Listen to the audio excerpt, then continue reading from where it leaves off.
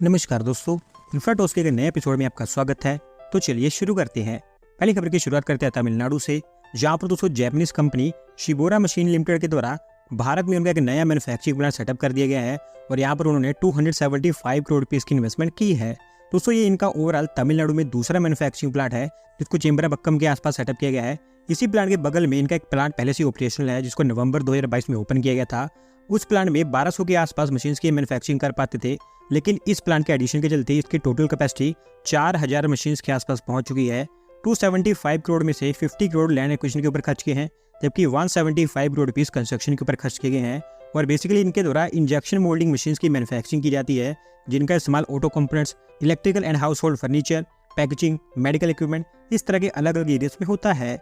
अगली दो अपडेट हमारे यूनिट ट्री चंडीगढ़ से है, जहाँ पर दोस्तों चंडीगढ़ की PGI MER इंस्टीट्यूट में एक नया एडवांस्ड न्यूरोसाइंस सेंटर अभी सेटअप कर दिया गया है और अभी जिस हिसाब से यहाँ पर प्रिपरेशंस चल रही हैं, सितंबर और अक्टूबर के आसपास इसको ओपन कर दिया जाएगा।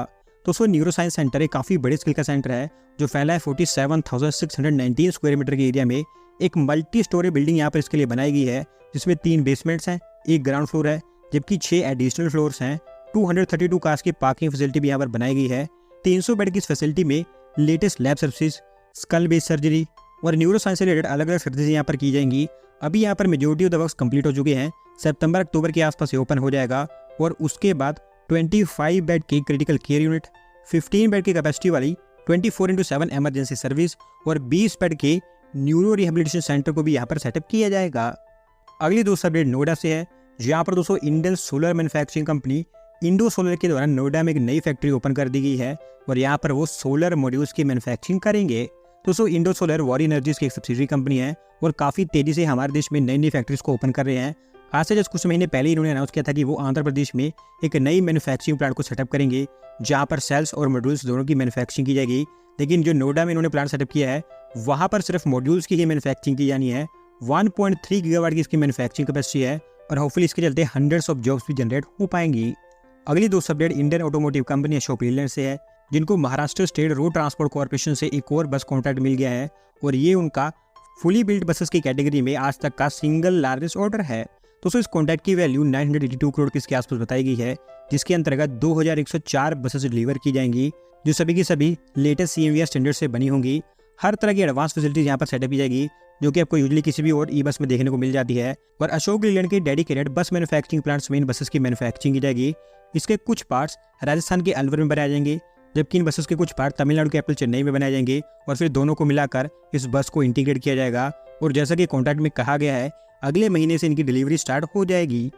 अगली दोस्तों अपडेट तेलंगाना से है, जहाँ पर दोस्तों तेलंगाना गवर्नमेंट हैदराबाद में पब्लिक स्पेसेस को अभी और बढ़ाने वाली है और इसी सीरीज में उन्होंने प्लान किया कि वो न्यूयॉर्क के टाइम स्क्वायर की तरह एक सिमिलर पब्लिक स्पेस हैदराबाद में भी डेवलप करेंगे। दोस्तों इस प्रोजेक्ट का नाम T स्क्वायर रखा गया है, जो कि न्यूयॉर्क के टाइम स्क्वायर से इंस्पायर्ड है।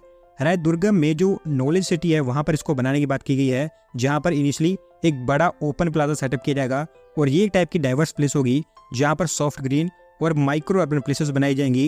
Entertainment hub, collaboration zone, communication intersection, इस तरह की अलग अलग प्लेसेस जो कि आपको टाइम स्क्वायर में देखने को मिलती है, उस तरह की सभी चीज़ें यहाँ पर बनाई जाएंगी। टाइम स्क्वायर में जो डिजिटल बिलबोर्ड्स देखने को मिलते हैं वो भी यहाँ पर बनाने की बात की गई है। तेलंगाना इंडस्ट्रियल इंफ्रास्ट्रक्चर कॉर्पोरेशन को रिस्पॉन्सिबिलिटी दी गई है इसको डेवलप करेंगी, जिन्होंने ये तो नहीं बताया है कि यहाँ पर इन्वेस्टमेंट कितनी की जाएगी, लेकिन उनका कहना है कि इसको एक वर्ल्ड क्लास तरीके से बनाया जाएगा। और अभी जिस दोस्तों मैंने आपको कल ही बताया था कि रंगारेड्डी डिस्ट्रिक्ट में तेलंगाना गवर्नमेंट एक नई सिटी सेटअप करने वाली है, जो कि अगेन न्यूयॉर्क से इंस्पायर्ड होगी और अब T स्क्वायर के ऊपर भी प्लान यहाँ पर अनाउंस किया गया है।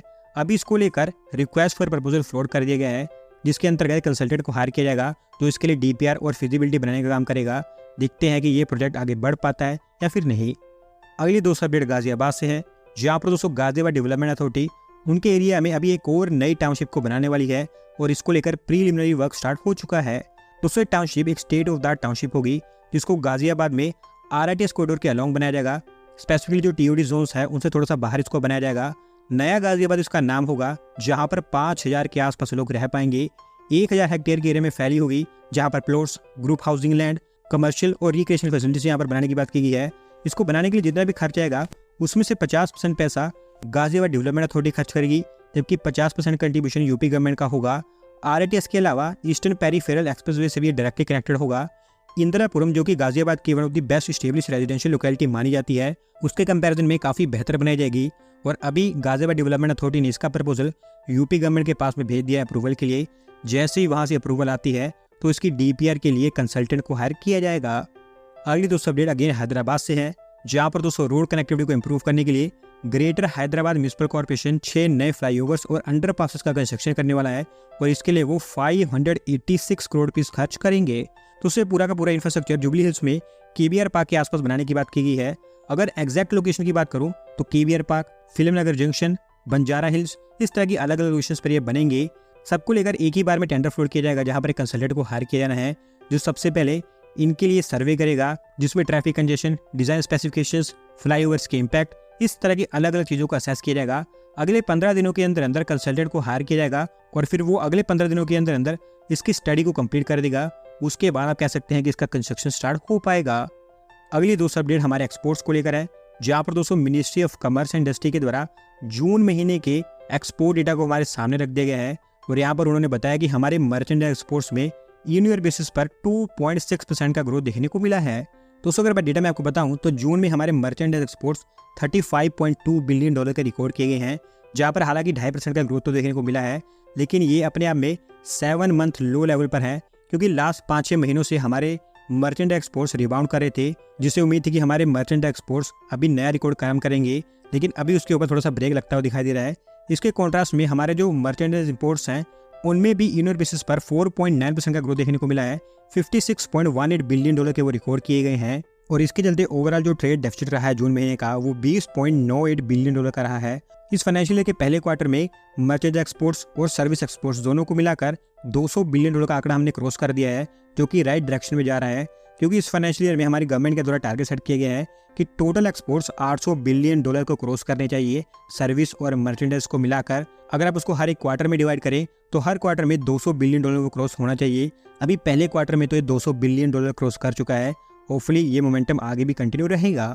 अगली दोस्तों अपडेट हाईवे कंस्ट्रक्शन से है, जहाँ पर दोस्तों तेलंगाना और आंध्र प्रदेश के बीच में रोड कनेक्टिविटी को बेहतर बनाने के लिए दोनों स्टेट्स की स्टेट गवर्नमेंट सेंट्रल गवर्नमेंट के पास में अप्रोच करने वाली है और यहाँ पर वो सेंट्रल गवर्नमेंट के सामने एक प्रपोजल रखेंगे कि वो नेशनल हाईवे जो कि विजयवाड़ा और हैदराबाद को भी कनेक्ट करता है उसको 8 लेन के कॉरिडोर में कन्वर्ट कर दिया जाए।